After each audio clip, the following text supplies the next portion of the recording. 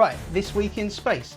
A rocket blew itself up, NASA had to rethink everything, and one company quietly became the most important in the solar system. This is the Taxi Dispatch, let's get it.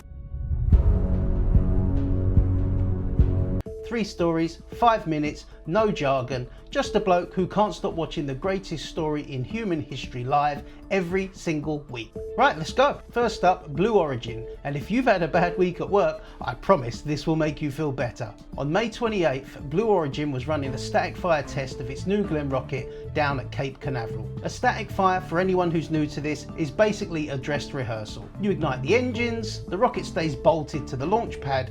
It's supposed to be routine. It was not routine. The blast completely obliterated the mobile launch platform, took out the pad, and knocked over one of the lightning protection towers, like a game of cosmic dominoes. And here's the part that really hurts. This is Blue Origin's only launch pad. New Glenn is now grounded for somewhere between 9 to 12 months. So while SpaceX is out here launching rockets faster than you can change a Netflix password, Blue Origin just learned a very painful lesson about gravity.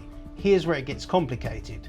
Because almost exactly the same time as Blue Origin was toasting their launch pad, NASA was announcing something genuinely extraordinary.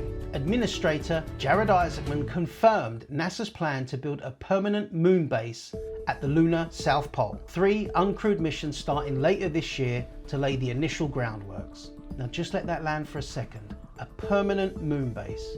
Not a flag, not footprints, not a photo op, people living on the moon. Long-term science. A stepping stone to Mars.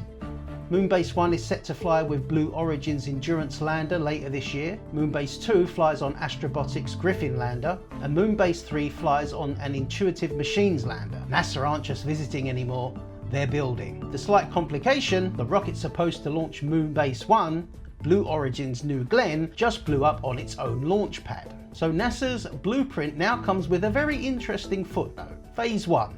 Subject to Blue Origin not breaking anything else. And finally, SpaceX, who by comparison had an absolutely unremarkable week. They launched another 29 Starlink satellites into orbit and it barely made the news. At this point, watching a SpaceX launch is like watching a number 9 bus roll past.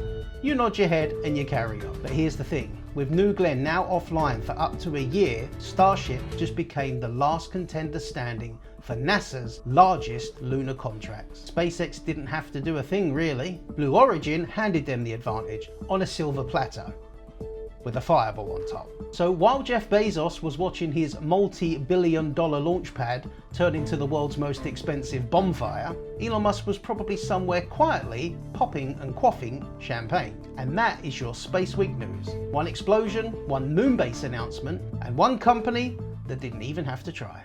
I want to know what you think. Is NASA right to push ahead with the moon-based plans despite all of this? Can Blue Origin recover in time? Or is Starship now the only game in town? Drop your answer in the comments below. I read every single one of them. And if you want the next Taxi Dispatch the moment it drops, the subscribe button is right there. It only takes a few seconds, it's free, and it means you never miss a moment of the greatest show in human history. I'm Nick, this is Taxi to Mars. We're on our way. Be lucky.